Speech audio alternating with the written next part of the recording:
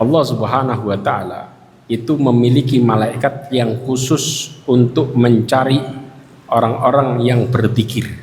Bahasa mudahnya, orang-orang yang benar-benar mereka ini mengingat Allah Subhanahu wa taala dengan menuntut ilmu.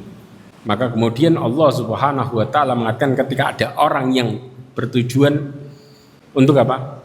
Untuk hanya sekedar duduk gak sengaja, mampir tujuannya buat nungguin teman. Subhanallah pas ada majelis ilmu.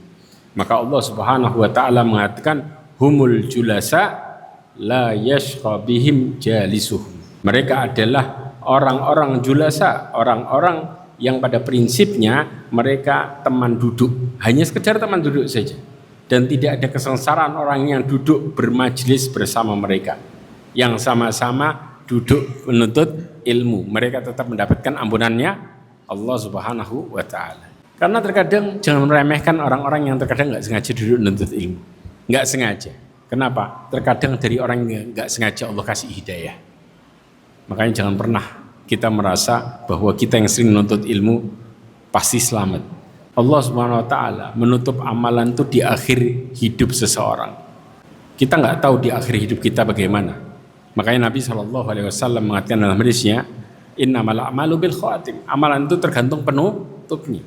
Terkadang ada orang yang kemudian berusaha untuk menampakkan amal solehnya, sebagaimana Nabi SAW mengatakan warajulun ya'malu bi amali ahli jannah. Ada orang yang melakukan amalan ahli surga, hatta ma bainahu wa bainaha illa tira, antara dia dengan surga tinggal sejengkal. Bahasa mudahnya, kalau dia meninggal saat itu dia masuk surga. Fa yasbiqu alaihil kitab, takdir mendahulunya, kitab mendahulunya. Di ujung amalnya malah fayamalu bi amali ahli nar, malah mereka melakukan amalan ahli neraka. Padahal awalnya melakukan amalan ahli surga, duduk di majelis terus, masya Allah. Ujung-ujungnya belok, putar balik. Allah tutup dengan ujungnya. Fayadkhuluha, maka dia pun masuk neraka.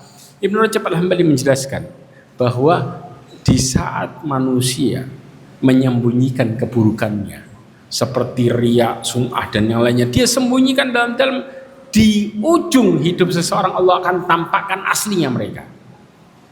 Makanya ikhwah, ya, jangan pernah merasa aman terhadap apa yang kita lakukan.